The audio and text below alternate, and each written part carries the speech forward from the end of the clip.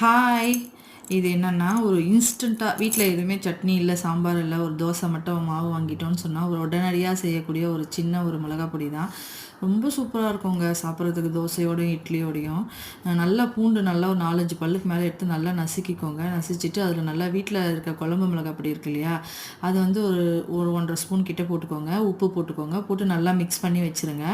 நல்லெண்ணெய் ஊற்றி நல்லா காயட்டும், நல்லா சூடு ஏந்தி காயணும், புகை வர அளவுக்கு பண்ணுங்கள். பண்ணிவிட்டு நல்லெண்ணெய் இல்லைன்னா இந்த ஆயில் கூட யூஸ் பண்ணிக்கலாம், இல்லைன்னா மேபி இந்த மாதிரி எடுத்து அதில் ஊற்றி நல்லா கலரி விட்டு ஊற்றி விடுங்க. பூண்டெல்லாம் அதுலேயே நல்லா வெந்துடும். செம்ம டேஸ்ட்டாக இருக்கும். ஒரு இன்ஸ்டண்ட்டான ஒரு உடனடியான செய்யக்கூடிய ஒரு ஒரு சைட் டிஷ்ஷுன்னு வச்சுக்கோங்களேன். ரொம்ப நல்லாயிருக்கும். நிறைய பேருக்கு தெரியும்னு நினைக்கிறேன், பட் ஆனால் இது ரொம்ப டேஸ்டியாக இருக்கும். தெரியாதவங்களுக்காக நான் சொல்கிறேன். ட்ரை பண்ணி பாருங்கள், உங்களுக்கே ரொம்ப பிடிக்கும். இது முட்டை தோசையோடலாம் செம்மையாக இருக்கும். ட்ரை பண்ணி பாருங்கள். ரொம்ப ஈஸி, டக்குன்னு பண்ணிடலாம்.